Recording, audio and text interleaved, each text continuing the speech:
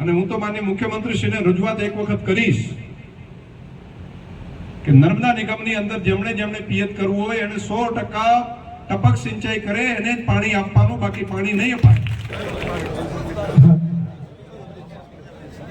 સરદાર સરોવર નર્મદા નિગમના આજના લોકાર્પણ સમારોહમાં આપણી વચ્ચે ઉપસ્થિત આપણા વિસ્તારના લોકપ્રિય લોકસેવક અને ગુજરાત વિધાનસભાના સન્માનીય અધ્યક્ષ માનનીય શંકરભાઈ ચૌધરી સાહેબનું આજના કાર્યક્રમમાં સરદાર સરોવર નર્મદા નિગમ દ્વારા હાર્દિક સ્વાગત કરીએ છીએ.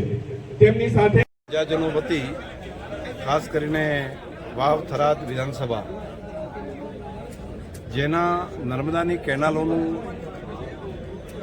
કામ પૂરું થયા પછી હવે એનું મરામતનું કામ અને રેગ્યુલેશનનું કામ, આ અગત્યના કામો માટે એક મોટી કચેરી,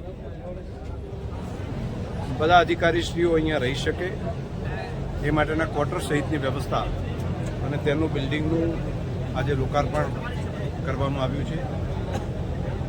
આ વિસ્તારના ખેડૂતો માટે આ કચેરી થવાને કારણે ઘર આંગણે એમને જરૂરી નર્મદા બાબતની માહિતી, મદદ એ અહીંથી થઈ શકશે.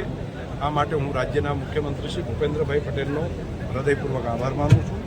સાથે સાથે જે માઇનોર સબ માઇનોરમાં કેટલા કામો હતા એની પણ આજે મંજૂરી એમણે આપી છે, તો એમના માટે પણ નર્મદા નિગમ અને માનનીય મુખ્યમંત્રીશ્રીનો આભાર માનીએ.